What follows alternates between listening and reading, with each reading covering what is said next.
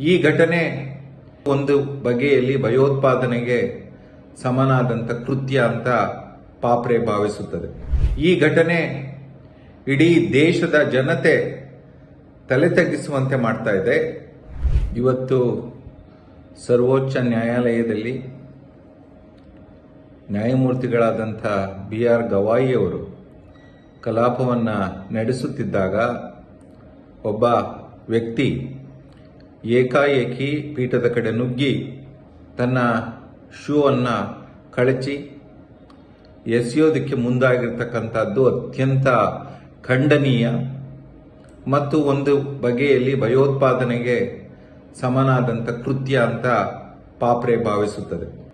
ಪಾಪ್ರೆ ಈ ವಿಷಯವನ್ನು ಅತ್ಯಂತ ಉಗ್ರ ಮಾತುಗಳಿಂದ ಖಂಡಿಸುತ್ತದೆ ಮತ್ತು ನ್ಯಾಯಾಲಯದ ಮತ್ತು ಸಂವಿಧಾನದ ಘನತೆಯನ್ನು ಎತ್ತಿ ಹಿಡಿಯುವ ಮತ್ತು ಅದರ ಮೇಲೆ ಭಾರತದ ಜನತೆಗಿರುವ ನಂಬಿಕೆಯನ್ನು ಕಾಪಾಡಿಕೊಳ್ಳಲಿಕ್ಕೆ ಯಾರು ಆ ಘಟನೆಯಲ್ಲಿ ಭಾಗಿಯಾಗಿದ್ದಾನೆ ಆತನನ್ನು ಕೂಡಲೇ ಬಂಧಿಸಬೇಕು, ಕಾನೂನಿನ ರೀತಿಯಲ್ಲಿ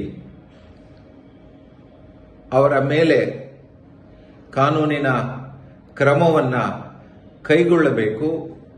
ವಿಶೇಷವಾಗಿ ಭಾರತದ ಸರ್ವೋಚ್ಚ ನ್ಯಾಯಾಲಯದ ಬಗ್ಗೆ ಜನತೆಗೆ ಇರ್ತಕ್ಕಂಥ ನಂಬಿಕೆಯನ್ನು ಮತ್ತೊಮ್ಮೆ ಮರುಸ್ಥಾಪಿಸಬೇಕು ಅಂತ ಪಾಪ್ರೆ ಒತ್ತಾಯಿಸುತ್ತದೆ.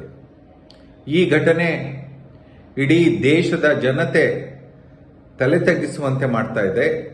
ಅದರಲ್ಲೂ ವಿಶೇಷವಾಗಿ ಸರ್ವೋಚ್ಚ ನ್ಯಾಯಾಲಯದ ಆವರಣದಲ್ಲಿ ಕಲಾಪ ನಡೆಯುವಂತಹ ಸಂದರ್ಭದಲ್ಲಿ ಈ ಘಟನೆ ನಡೆದಿರ್ತಕ್ಕಂಥದ್ದು ಅತ್ಯಂತ ದುರದೃಷ್ಟಕರ ಮತ್ತು ಖಂಡನೀಯ ಅನ್ನುವ ಮಾತನ್ನ ಶಿಕ್ಷಣದ ಮೂಲಭೂತ ಹಕ್ಕಿಗಾಗಿ ಜನಾಂದೋಲನಗಳ ಸಮನ್ವಯ ಪುನರುಚ್ಚರಿಸುತ್ತದೆ.